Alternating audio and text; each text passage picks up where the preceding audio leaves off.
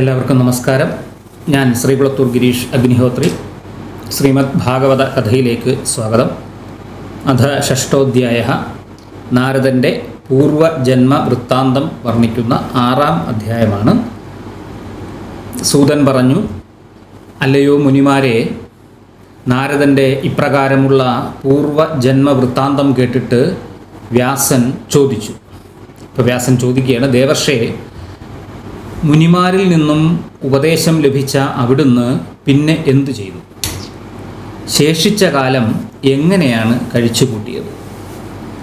ഏതു വിധത്തിലാണ് അങ്ങ് ദേഹം വെടിഞ്ഞത്?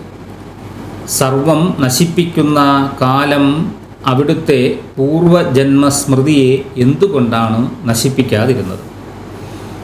നാരദൻ പറഞ്ഞു, ആ മുനിമാർ പോയതിന് ശേഷം ഞാൻ കുറച്ചു കാലം മാതാവിനോടൊത്ത് താമസിച്ചു. അസ്വതന്ത്രയും ഭൃത്യയും അല്പജ്ഞയുമായ എൻ്റെ മാതാവ് ഏകമകനായ എന്നെ അതിരറ്റു സ്നേഹിച്ചിരുന്നു. ഒരു നാൾ പശുവിനെ കറക്കുവാൻ പോയ എൻ്റെ മാതാവ് കാലയോഗം കൊണ്ട് സർപ്പദംശനമേറ്റ് ഇഹലോകവാസം വെടിഞ്ഞു. ദുഃഖം തോന്നിയെങ്കിലും ഇത് ഭക്താനുഗ്രഹത്തെ കാക്ഷിക്കുന്ന ഈശ്വരൻ്റെ അനുഗ്രഹമായി കരുതി ഞാൻ വടക്കുദിക്കിലേക്ക് യാത്ര പുറപ്പെട്ടു. മാർഗമധ്യേ ഞാൻ നിരവധി ജനപദങ്ങളെയും പൂരങ്ങളെയും ഗ്രാമങ്ങളെയും വ്രജങ്ങളെയും രാജകൊട്ടാരങ്ങളെയും ഉദ്യാനങ്ങളെയും എല്ലാം ദർശിച്ചു. അവസാനം ഞാനൊരു ഘോരവനത്തിൽ എത്തിച്ചേർന്നു. ദീർഘയാത്ര കൊണ്ട് ക്ഷീണിച്ചവശനായ ഞാൻ സമീപത്തുള്ള നദീതടത്തിൽ ജലം കുടിച്ച് ക്ഷീണമകറ്റി.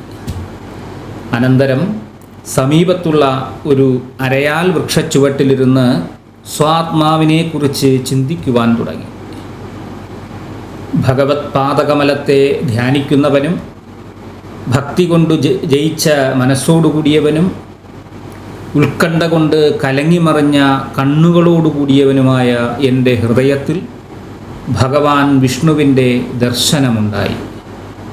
പ്രേമം കൊണ്ട് രോമാഞ്ചിതനും അതിനിർവൃതിയോടുകൂടിയവനും ആനന്ദാതിശയത്തിൽ ലയിച്ചവനുമായ എനിക്ക് ക്ഷണനേരം കഴിഞ്ഞിട്ടും ഭഗവാനെ ദർശിക്കാനായില്ല. ശോകത്തെ നശിപ്പിക്കുന്നതും മനസ്സിനെ ആകർഷിക്കുന്നതുമായ ഭഗവാന്റെ രൂപം കാണാതായപ്പോൾ ഞാൻ ഖിന്നനായി എഴുന്നേറ്റു. ഭഗവാന്റെ ദിവ്യരൂപത്തെ കാണണമെന്ന അതിയായ ഇച്ഛയോടെ ഞാൻ ഇന്ദ്രിയാദികളെ നിയന്ത്രിച്ച് ഹൃദയത്തിലേക്ക് എത്ര തന്നെ നോക്കിയിട്ടും കാണുവാനായില്ല. വിജനമായ പ്രദേശത്തിരുന്ന് ഇപ്രകാരം പ്രയത്നിക്കുന്ന എനിക്കപ്പോൾ സർവേശ്വരൻ്റെ ഒരു അശരീരി കേൾക്കുവാൻ ആയി.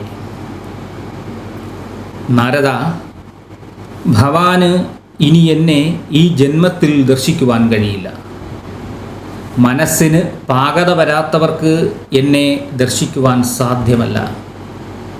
അല്ലയോ പുണ്യാത്മാവേ, ഒരിക്കൽ ദർശിപ്പിച്ചത് അവിടുത്തെ ഭക്തിഭാവം വളർത്തുന്നതിന് വേണ്ടിയാണ്.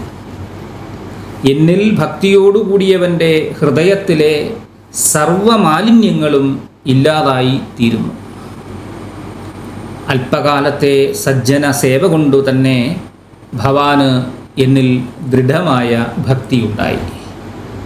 നിന്ദ്യമായ ഈ ലോകവ്യവഹാരങ്ങളെ വെടിഞ്ഞ് എന്നെ ആശ്രയിക്കുന്നവൻ എൻ്റെ സാരൂപ്യം കൈവരിക്കും. എന്നിൽ ഉറച്ച ഈ ഭക്തിഭാവം പ്രളയകാലത്ത് പോലും നശിച്ചു പോകില്ല. ഇപ്രകാരം പറഞ്ഞ് അശരീരി ഇല്ലാതായി. തൽക്ഷണം തന്നെ ഞാൻ ആ അശരീരി കേട്ട ഭാഗത്തേക്ക് ശിരസ്സ് കുനിച്ച് കുമ്പിട്ടു നിന്നു. അനന്തരം ഞാൻ അനന്ത ഗുണങ്ങളോടുകൂടിയ ഭഗവാന്റെ തിരുനാമങ്ങളെ ജപിച്ചുകൊണ്ടും ഭഗവാന്റെ മംഗളകരവും അതീവ ഗുഹ്യങ്ങളായ കർമ്മങ്ങളെ സ്മരിച്ചുകൊണ്ടും ആഗ്രഹഹീനനും സന്തുഷ്ടചിത്തനും അഹങ്കാരരഹിതനും മാത്സര്യമില്ലാത്തവനുമായി കാലം പ്രതീക്ഷിച്ചുകൊണ്ട് ഭൂമിയിൽ സഞ്ചരിക്കുവാൻ തുടങ്ങി. അല്ലയോ വ്യാസമഹർഷേ, ശ്രീകൃഷ്ണ ഭഗവാനിൽ ഉറച്ച മനസ്സോടുകൂടിയവനും അനാസക്തചിത്തനും നിർമ്മലമായ മനസ്സോടുകൂടിയവനുമായ എനിക്കും മേഘത്തിൽ നിന്ന് മിന്നലെന്ന പോലെ കാലയോഗത്തിന് വശകനാകേണ്ടി വന്നു. പരിശുദ്ധവും ഭഗവത് സംബന്ധിയുമായ ദിവ്യദേഹത്തെ എന്നിൽ പ്രയോഗിക്കപ്പെട്ടപ്പോൾ പ്രാരബ്ധകർമ്മം അവസാനിച്ച് പഞ്ചഭൂതാത്മകമായ ശരീരം വേർപെട്ടുപോയി. കൽപ്പാന്തത്തിൽ ഞാൻ എൻ്റെ ആത്മാവിനെ വിഷ്ണുവിൽ ലയിക്കാനിച്ഛിക്കുന്ന ബ്രഹ്മാവിൻ്റെ പ്രാണനിൽ പ്രവേശിപ്പിച്ചു. ബ്രഹ്മദേവൻ 1000 യുഗങ്ങൾ കഴിഞ്ഞപ്പോൾ നിദ്ര വിട്ടുണർന്ന് ത്രൈലോകങ്ങളെ സൃഷ്ടിക്കുവാൻ ആരംഭിച്ചപ്പോൾ മരീചി മുതലായ സപ്തർഷികളും ഞാനും ജനിച്ചു.